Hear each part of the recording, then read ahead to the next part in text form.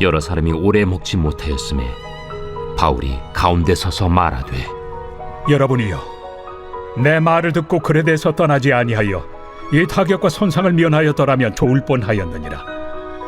내가 너희를 구원하노니 이제는 안심하라. 너희 중 아무도 생명에는 아무런 손상이 없겠고 오직 배뿐이리라.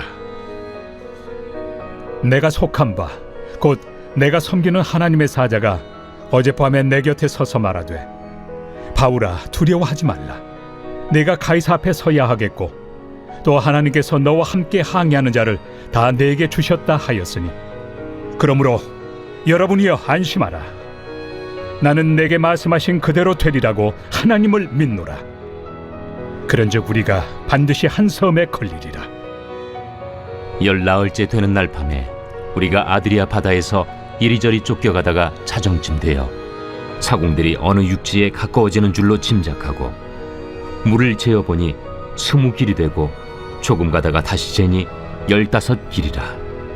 암초에 걸릴까 하여 고물로 단 넷을 내리고 날이 새기를 고대하니라. 사공들이 도망하고자 하여 이물에서 닻을 내리는 채하고 거룻배를 바다에 내려놓거늘 바울이 백부장과 군인들에게 이르되, 이 사람들이 배에 있지 아니하면 너희가 구원을 얻지 못하리라.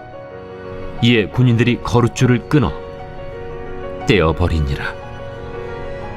날이 새어가매 바울이 여러 사람에게 음식 먹기를 권하여 이르되, 너희가 기다리고 기다리며 먹지 못하고 줄인 지가 오늘까지 14일인즉 음식 먹기를 권하노니 이것이 너희의 구원을 위하는 것이요 너희 중 머리카락 하나도 잃을 자가 없으리라. 떡을 가져다가 모든 사람 앞에서 하나님께 축사하고 떼어 먹기를 시작하매 그들도 다 안심하고 받아 먹으니 배에 있는 우리의 수는 전부 276명이더라.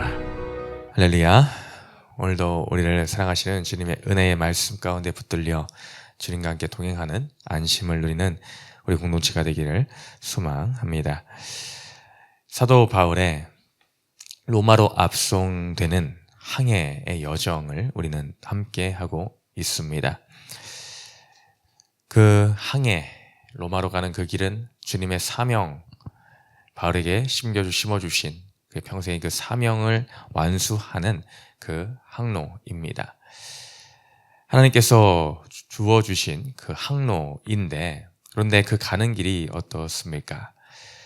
우리가 바라보고 소망하기는 우리에게 주어진 하나님의 뜻을 따라 행하는 그 삶, 그 여정, 사명의 길을 감에 있어서 내가 세상의 욕심, 나의 정욕, 욕망을 추구하는 인생 길이 아니라 오롯이 하나님의 뜻을 이루기 위한 순종의 삶에 있어서 하나님의 이제 평강과 위로가 날마다 충만하기를 생각하고 가는 것이 어떻게 보면 자연스러울 것입니다.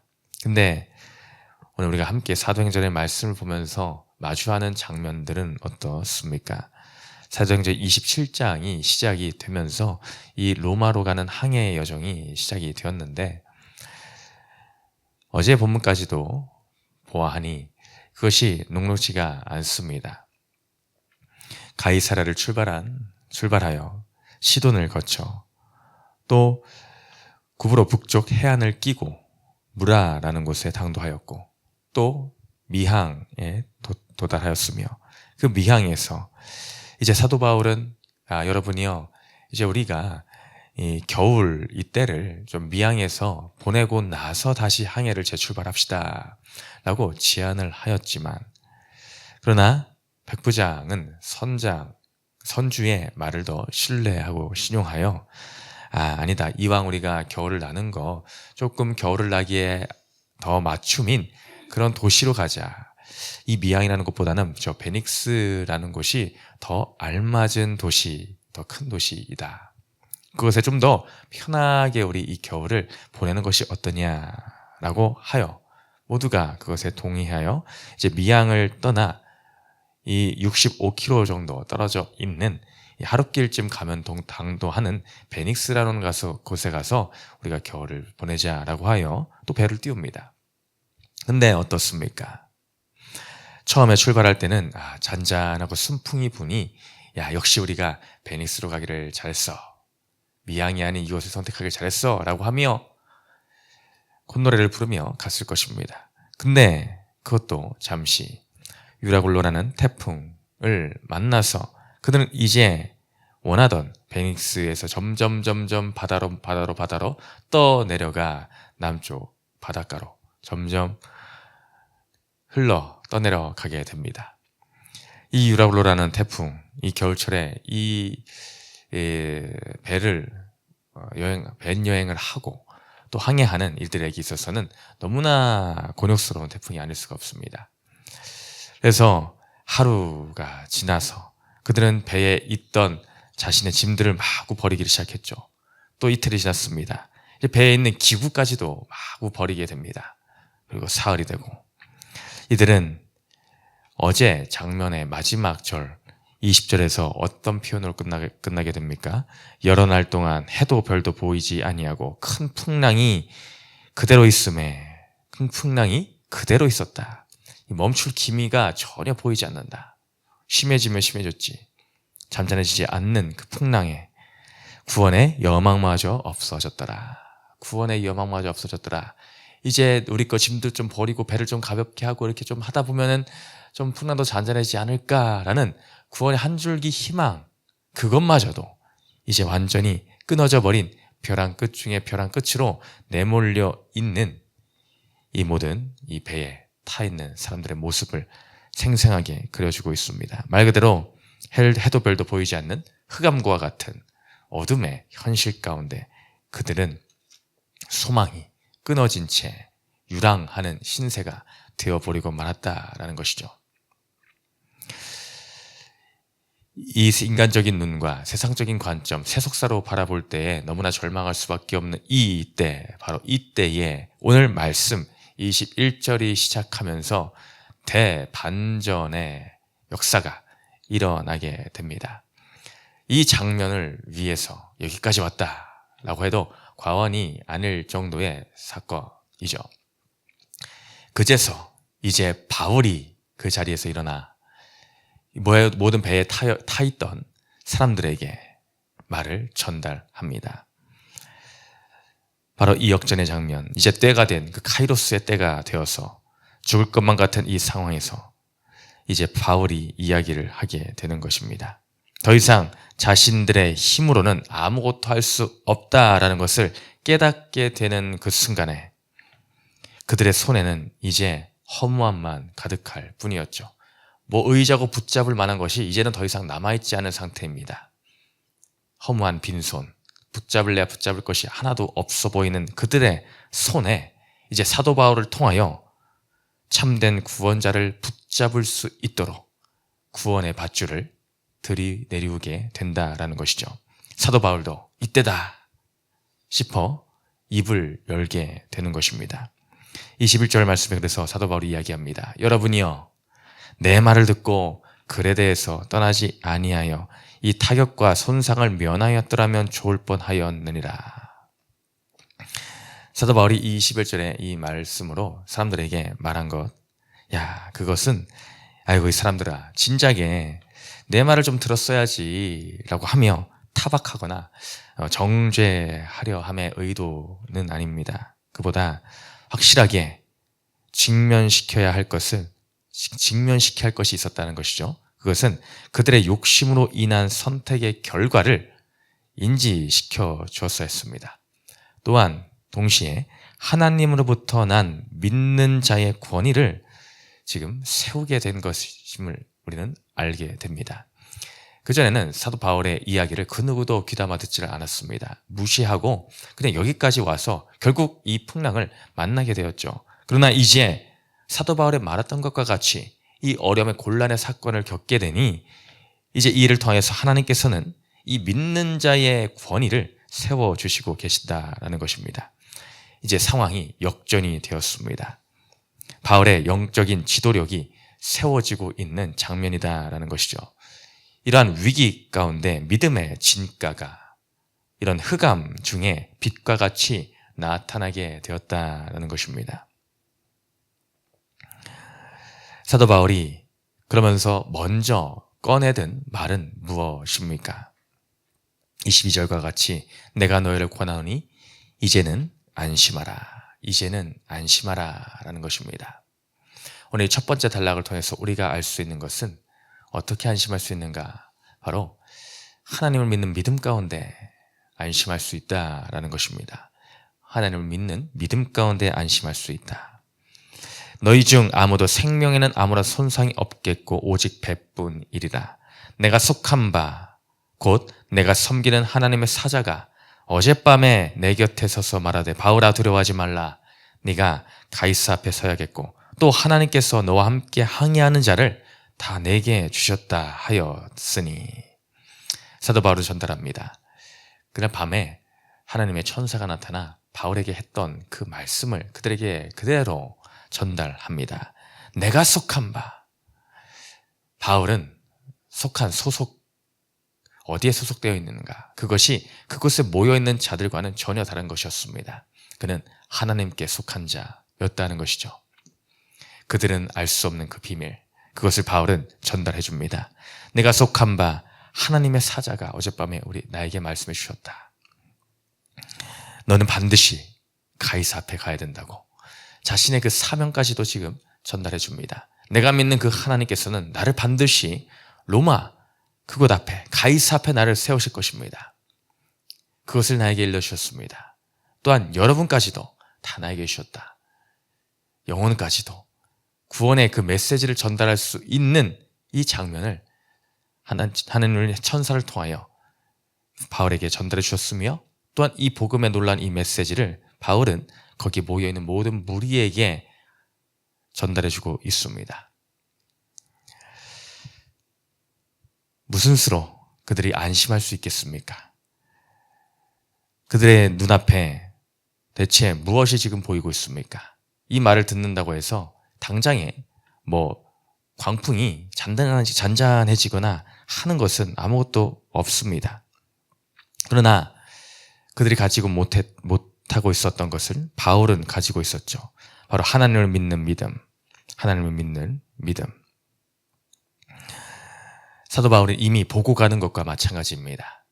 우리가 이미 만약에 어떤 드라마 한 편을 이미 보았다라고 생각해 보십시오. 그것을 보지 않고 뭔가 위험한 상황을 보는 것과 이미 그 내용의 결말이 어떠한 것을 알고 드라마의 어떤 도중에 위험한 상황을 보는 것은 큰 차이가 있지 않습니까? 아, 저거 괜찮아 안 죽어 라고 하면서 갈 수 있는 것이지 않습니까? 사도 바울은 하나님을 믿는 믿음 가운데 이 모든 여정의 과정을 이미 믿음으로 보고 가는 것과 마찬가지의 그런 자세를 보여줍니다. 그러니 너희도 이 하나님을 붙들어야 한다. 내가 붙들고 있는 이 하나님, 우리에게 생명을 보장시켜 주신다라고 약속하셔 주신 그 하나님의 믿는 믿음을 너희도 함께 붙들고 가야 된다. 나에게 응답하신 하나님을 여러분도 믿으십시오. 여러분도 그러니 안심하라 라고 이야기합니다. 오늘 본문에서 아직 읽지 않은 세 번째 단락까지 합하여 안심하라 라는 표현이 총 3번이 나옵니다. 총 3번. 들어떨 수밖에 없는 그 환경 가운데에 3번에 거쳐서 반복적으로 안심하라를 우리의 인생에도 동일하게 들려주고 계시다라는 것이죠. 그렇게 해서 열나흘이라는 시간이 흐르는 동안 정말로 눈에 보이는 것은 없지만 사도 바울은 계속해서 그들에게 하나님의 메시지를 전달을 해줍니다. 그런데 불구하고 인생인지라 연약하여서 그것을 믿지 못하는 순간들이 찾아오곤 합니다. 이제 곧 육지가 가까워지고 있는 것을 깨달았습니다. 그때에 그 안에 있는 사공들 중에서 일부가 도망하고자 꾀를 내어 배의 이물 바로 앞부분에서 몰래 닻을 내리는 척하며 거룻배를 바다에 내려서 도망가고자 하였습니다. 그때 그것을 깨닫게 된 사도 바울이 백부장과 군인들에게 저 사람들의 배에 있지 아니하면 우리가 구원을 받을 수 없다. 그래서 군인들은 그 도망가고자 하는 거룻배의 줄을 끊어 버리고 말죠. 그래서 떠나보내게 됩니다.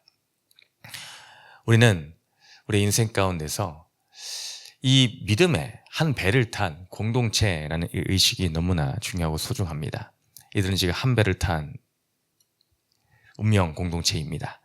전부 276명이 타 있었다라고 하는데 이들 가운데에 일부가 이처럼 자신들의 생각에 하나님을 의지하지 못하고 믿지 못하고 떠내려가고자 이 거룻배를 내려서 자신들만 살고자 하라고 하는 이기심 가운데에 빠져 있었다는 것이죠. 이것은 마치 현실을 도피하고 내 방법과 내 지혜로 살 궁리를 모색하여 그것을 실천하는 모습을 보여주고 있습니다.